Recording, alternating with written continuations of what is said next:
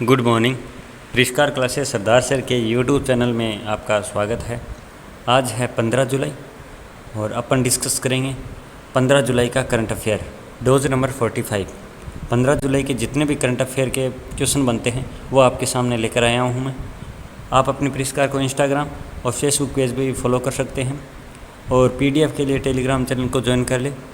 उसमें हर live class का जो पैनल पे कार्य होता है उसकी PDF भी आपको टेलीग्राम चैनल पे मिलेगी और करंट अफेयर की PDF और क्वेश्चन के पोल हैं वो भी टेलीग्राम चैनल पे करवाए जाएंगे। तो चलिए अब अपन स्टार्ट करते हैं। आज का पहला क्वेश्चन ये रहा, भारत और किस देश के मध्य आयात निर्यात के लिए रेल सेवाओं पर समझौता किया गया है? तो ये किसके मध्य किया गया है? तो ये किया गया है भारत और नेपाल के मध्य। किसके मध्य? भारत और नेपाल के मध्य। ये है नेपाल का मैप, आप इधर देख रहे हो ना, ये इधर है सिलीगुड़ी कॉरिडोर। नेपाल के जस्ट पास में कौन सा है? सिलीगुड़ी कॉरिडोर। यहाँ पर चाइना है वो विवाद करता रहता है अक्सर। क्यों? क्योंकि ये सिलीगुड़ी कॉरिडोर है, ये मात्र 22 किलोमीटर का कॉरिडोर है। अगर इस सिलीगुड़ी कॉरिडोर से कुछ भी छेड़खानी करके अलग कर दिया जाए तो जितने भी पूर्वोत्तर राज्य है, मेघालय, मणिपुर, नागालैंड, ये राज्य है ये अलग हो जाएंगे। तो ये चाइना की नज़र इसी पे रहती है। नेपाल की कैपिटल क्या है? तो नेपाल की कैपिटल है काठमांडू। और माउंट एवरेस्ट कहाँ स्थित है? तो वो नेपाल में ही स्थित है। और इसकी प्रेजेंट में ऊंचाई कितनी है? नया डेटा है इसका तो 884.16। इसकी ऊंचाई कितनी है? तो 8448.16 मीटर इसकी ऊंचाई है। चलिए नेक्स्ट क्वेश्चन देखते हैं। खेलो इंडिया यूथ गेम 2022 का आयोजन कहाँ किया जाएगा? तो ये किया जाएगा हरियाणा में। खेलो इंडिया गेम्स यूथ ये स्टार्ट कब हुआ था? तो ये 2018 में स्टार्ट हुआ था। पहला दिल्ली में हुआ था और दूसरा पुणे में हुआ था और चौथा है ये संस्करण एडिशन है वो हरियाणा में किया जाना था 2021 का, लेकिन कोरोना की तीसरी लहर को देखते हुए इसे स्थगित कर दिया गया है। जैसे टोक्यो ओलंपिक है वो भी 2020 में होना था लेकिन कोरोना की वजह से स्थगित हो गया, वो अब 2021 में हो रहा है। ठीक वैसे ही ये 2022 में किया जाएगा। तो हरियाणा का राज्य दर्शन भी होगा हुआ है, तो आप प्ले लिस्ट में जाकर राज्य दर्शन की क्लास वहाँ देख सकते हैं हरियाणा की। तो हरियाणा के बारे में थोड़ा जान लेते हैं। हरियाणा के CM है मनोहर लाल खट्टर, कैपिटल है चंडीगढ़, राज्यपाल है सत्यदेव नारायण आर्य।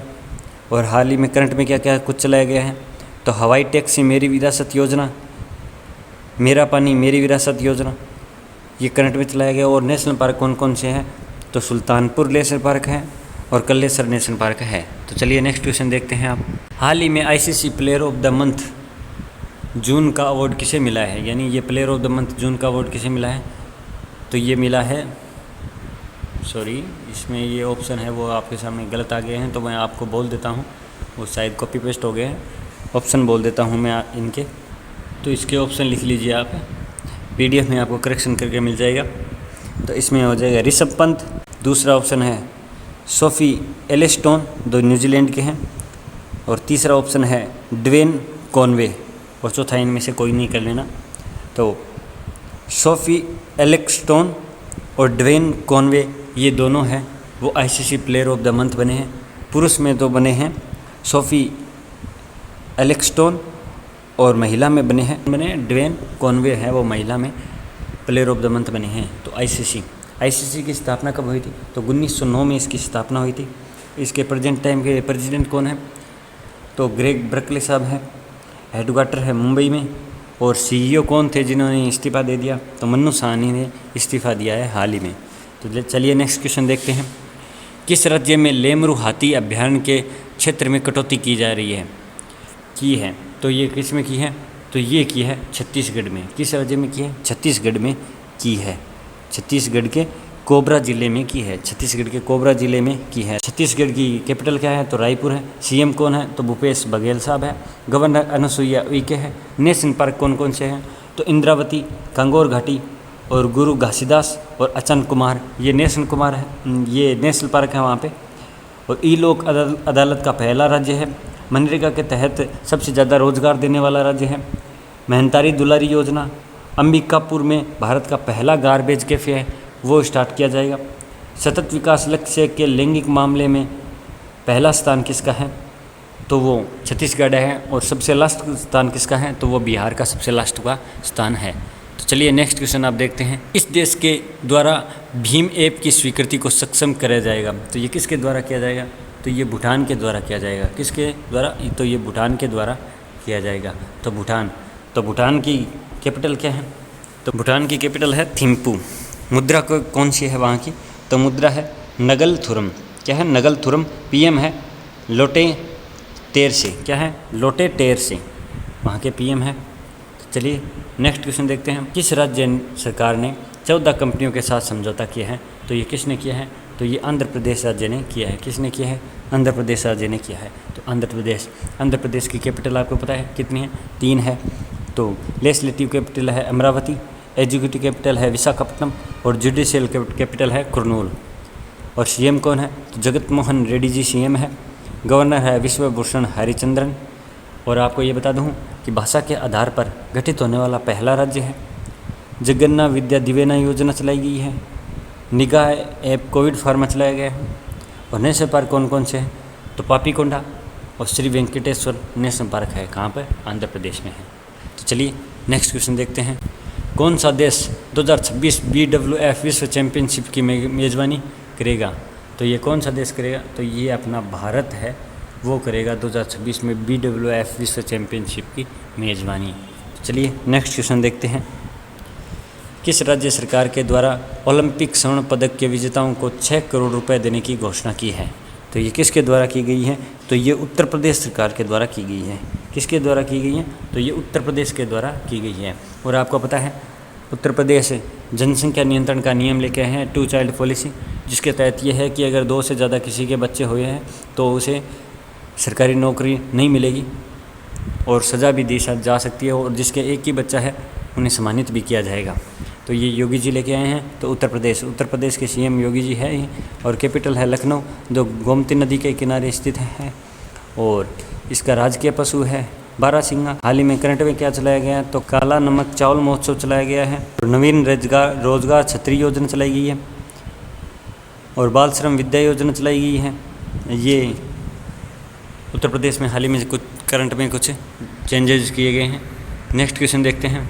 ए struggle with in A minor of the emergency नामक पुस्तक की घोषणा किसने की है, तो ये किसने की है, तो ये की है अशोक चक्रवर्ती ने। किसने की है, अशोक चक्रवर्ती के द्वारा की गई है।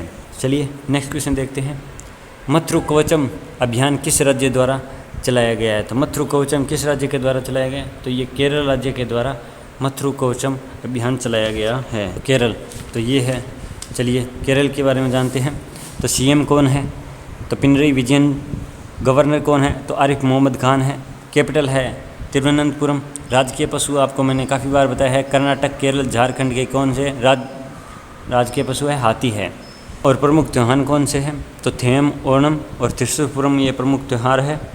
परिवर्तनम योजना चलाई गई है मछुआरों के लिए। कॉफ़ी और वन स्कूल वन आयुष योजना ये किसने चलाई है, तो ये आरिफ मोहम्मद खान जी ने चलाई है, जो इनके गवर्नर है।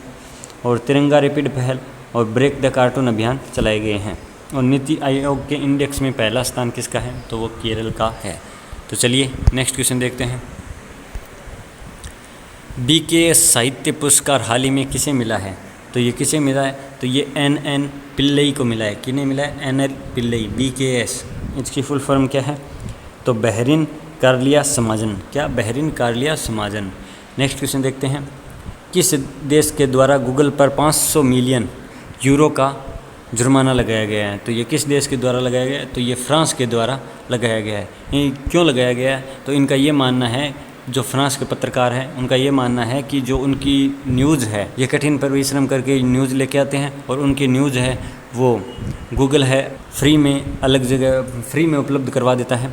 हमें इनका चार्ज मिलना चाहिए।